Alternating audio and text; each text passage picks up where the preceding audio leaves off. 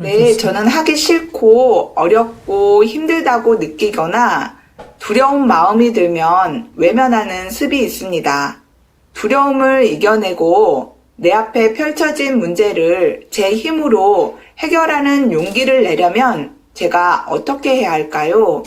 스님의 가르침 잘 새겨 듣고 실천하겠습니다. 네, 그냥 한다. 이렇게. 그냥 합니다. 이렇게 해보세요. 그냥 합니다. 하고 싶을 때도 그냥 하고, 하기 싫어도 그냥 하고, 이렇게 그냥 한다. 그냥 한다.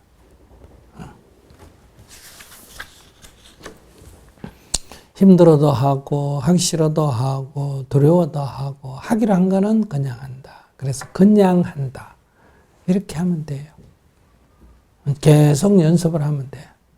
예를 들면 여러분들이 아침에 일어나서 절하기 싫다. 그래도 절해. 108배 절하고 나서 후회되는 사람이 있으면 손 들어봐요. 아무도 없어.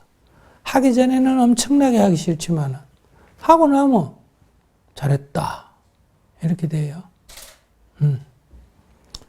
정기적으로 아침에 운동하는 사람이 있는데 아침에 일어나서 운동하러 가기가 싫어. 근데 운동하고 와서 후회되는 사람은 한 명도 없어요. 근데 막 밤에 밥이 먹고 싶어. 먹었다. 그러면 그건 다 후회가 돼. 그러니까 하고 싶은 걸 했는데도 그거는 손해이기 때문에 후회가 되고, 이건 하기 싫었는데도 하면 이익이 되기 때문에 하고 나면 후회가 없어. 그러니까 이제 우리 마음은 하고 싶고 하기 싫고 두 가지가 있습니다. 하고 싶고 하기 싫고. 그런데 객관적인 조건은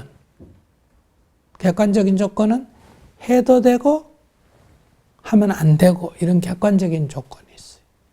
하는 게 이익이고 하는 게 손해고 이런 객관적인 조건이 있다 이 말이야. 그러면 하고 싶은데 하는 게 이익이다. 이거는 문제가 안 돼. 하고 싶은 대로 하면 이익이니까 이건 아무 문제가 안 돼. 하기 싫은데 하고 나면 손해다. 이것도 아무 문제가 안 돼. 손해날 짓 그거다 또 하기 싫기까지 하니까 안 하면 되잖아. 그죠? 이건 하면 되고 이건 안 하면 된단 말이야. 그럼 이제 네 가지 중에 두 가지가 남아. 하고 싶은데 하고 나면 손해야. 하기 싫은데 하고 나면 이익이야. 이게 이제 과제예요.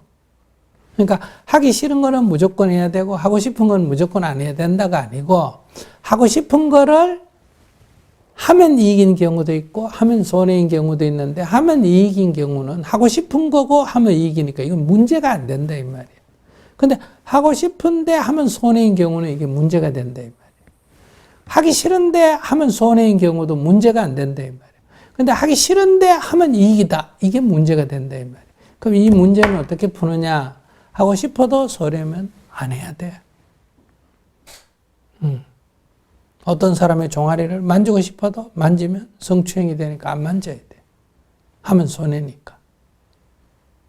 밤에 밥이 먹고 싶어도 먹으면 손해니까 안 먹어야 돼. 담배를 피우고도 피우면 건강이 나쁘니까 안 피워야 돼. 근데 아침에 절하기 싫다? 그러고 안 하면 이 변화가 안 일어나. 근데 아침에 절하기 싫은데 절했다?